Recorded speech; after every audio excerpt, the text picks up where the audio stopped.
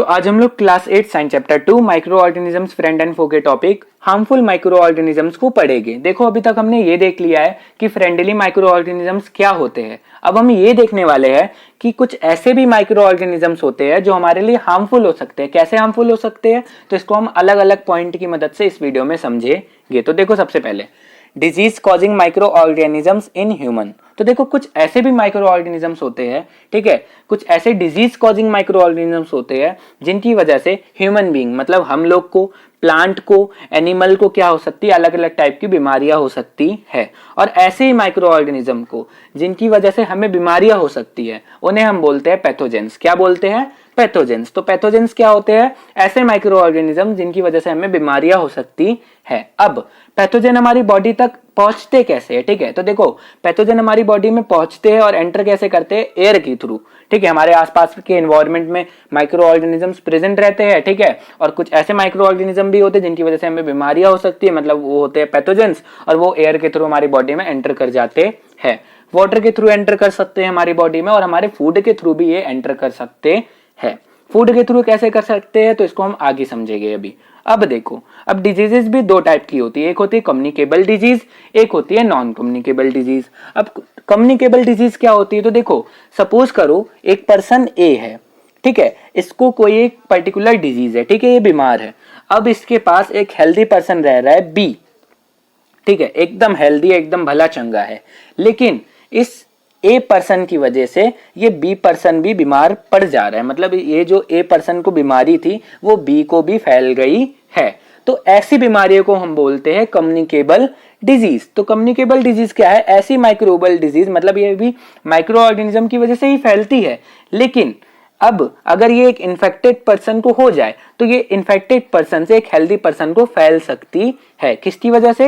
Air, water, food या physical contact, मतलब अगर ये पर्सन इसको टच भी कर लेता तब भी हो सकता है कि ये इस पर्सन से इसको स्प्रेड हो जाए, ठीक है। तो कम्युनिकेबल डिजीज कैसी होती है? ऐसी माइक्रोबियल डिजीजेस जो एक इन्फेक्टेड पर्सन से एक हेल्दी पर्सन को फैल सकती है। अब नॉन कम्युनिकेबल डिजीज क्या है? जो जस्ट इसका अपोजिट हो जाए, जो एक इन्फेक्टेड पर्सन से नॉन इन्फेक्टेड पर्सन को फैले ना। कम्युनिकेबल डिजीज का अगर हम एग्जांपल देखें तो क्या क्या है, तो देखो कॉमन कोल्ड है, ठीक है, चिकन पॉक्स है, ये एक्सेट्रा, ठीक है। अभी आप कोरोना वायरस ले लो, ये सब क्या है? कम्युनिकेबल डिजीजेस के एग्जांपल है। अब देखो कोल्ड, ठीक है, जुकाम। अब अगर किसी बंदे को जुकाम हो जाता है तो उसको क्या बताया जाता है कि भैया जब भी आप छींकिए तो क्या करिए? अपने फेस को कवर रखिए। क्यों कवर रखिए? क्योंकि अगर वो जब भी छींकेगा तो जो उसकी बॉडी के अंदर वायरस हो गए जिसकी वजह से उसको जुकाम हुआ है, ठीक है, वो एनवायरनमेंट में क्या हो गए? रिलीज हो गए।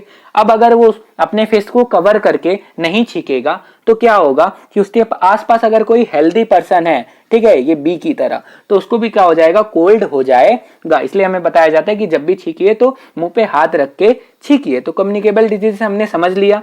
अब कुछ ऐसे इंसेक्ट भी होते हैं, कुछ ऐसे एनिमल भी होते हैं जो क्या करते हैं? अपने साथ डिजीज कॉजिंग माइक्रोब्स को लेके चलते हैं, ठीक है। डिजीज कॉजिंग माइक्रोब मतलब इनकी बॉडी में डिजीज कॉजिंग माइक्रोब कहीं ना कहीं चिपके रहते हैं और इनकी वजह से भी हम बीमार पड़ जाते हैं। और इन्हीं इंसेक्ट और एनिमल्स को हम क्या बोलते हैं? Carriers of disease causing microbe. जैसे अब देखो हाउस फ्लाई, जो मक्खी होती है हमारे घर के आसपास, अब वो क्या होती है? कूड़े वगैरह पे बैठती है। जब वो कूड़े वगैरह पे बैठती है तो उसकी बॉडी पे जर्म, ठीक है, उसके लेग्स पे जो जर्म होते हैं, ठीक है, कूड़े वगैरह में, ठीक है, वो क्या हो जाते हैं? चिपक जाते हैं। उनमें बहुत सारे बैक्टीरिया वगैरह होते हैं। अब वो जब चिपक जाते हैं, और कभी कभी क्या होता है जब वो हमारे घर में आती है, ठीक है, हमारे फूड वगैरह में अगर मान लो बैठ गई, ठीक है, या हमारे बॉडी पे बैठ गई, तो उनसे वो जो जर्म है हमारी बॉडी में एंटर कर सकता है और हमें क्या हो सकती है? बीमारियां हो सकती है। तो इसी तरह कुछ इंसेक्ट और एनिमल क्या करते हैं? Carrier of disease causing microbe का काम करते हैं, मतलब उनको बोल सकते हो हमारे तक पहुंचाते हैं। जैसे फीमेल एनोफिल्स मॉस्किटो। अब देखो फीमेल एनोफिल्स मॉस्किटो क्या होते हैं? ये मॉस्किटो वो होते हैं जिनकी वजह से हमें क्या होता है? हमें होता है इनकी वजह से मलेरिया, ठीक है। अब मलेरिया हमें इनकी वजह से नहीं होता, ये एक बोल सकते हो आप पैरासाइट को कैरी करते हैं जिनका नाम है प्लाज्मोडियम। अब प्लाज्मोडियम की वजह से हमें होता है मलेरिया, लेकिन प्लाज्मोडियम को हमारे तक पहुंचाता कौन है? Female Anopheles mosquito. इसी तरह फीमेल एड्स मॉस्किटो की वजह से क्या होता है? डेंगू, ठीक है। डेंगू वायरस को हमारे तक कौन पहुंचाता है?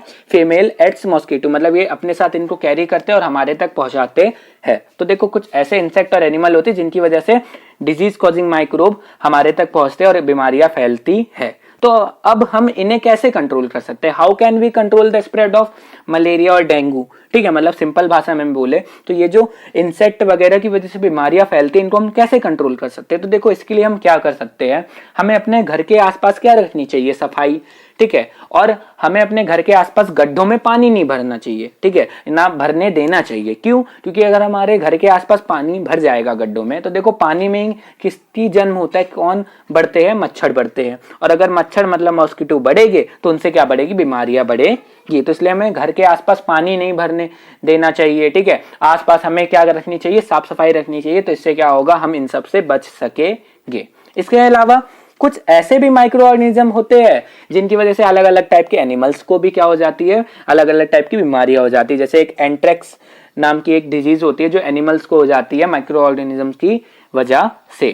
ठीक है, several micro organism also cause disease in plant. अब कुछ ऐसे भी माइक्रो ऑर्गेनिज्म होते हैं जिनकी वजह से अलग अलग टाइप के प्लांट को भी डिजीज हो जाती है, लेकिन इन डिजीज को हम कंट्रोल कर सकते हैं। कैसे कंट्रोल कर सकते हैं? कुछ केमिकल्स का यूज करके। वो केमिकल क्या करेंगे? उन माइक्रो ऑर्गेनिज्म को उन प्लांट में बढ़ने नहीं देंगे और मार देंगे।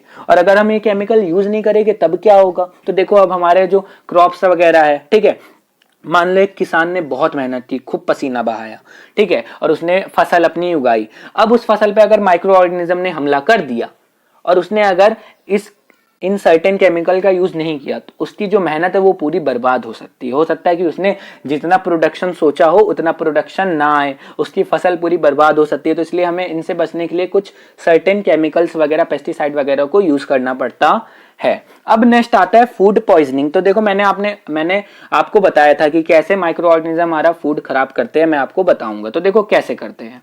अब कुछ माइक्रो ऑर्गेनिज्म हमारे फूड पे क्या करते हैं, बोल सकते हो बैठ जाते हैं। ठीक है, हमारे फूड में आ जाते हैं कहीं ना कहीं से, और ये क्या करते हैं? हमारे फूड में बैठ के टॉक्सिक सब्सटेंस को प्रोड्यूस करते हैं। अब ये टॉक्सिक सब्सटेंस क्या होता है? हमारे फूड के साथ मिलता है और हमारे फूड को खराब कर देता है। इस तरह कर देता है कि वो हमारे खाने लायक नहीं बचता। लेकिन अगर हम उस फूड को खा लेते हैं, हमें नहीं पता कि भाई ये फूड खराब हो चुका है और हमने उसको खा लिया, तो उसकी वजह से हमें हो जाती है फूड पॉइजनिंग नाम की एक बीमारी। और फूड पॉइजनिंग बीमारी बहुत भयंकर है। इसकी वजह से कभी कभी लोगों की डेथ भी हो जाती है। तो देखो, फूड पॉइजनिंग किस लिए होती है, कैसे होती है?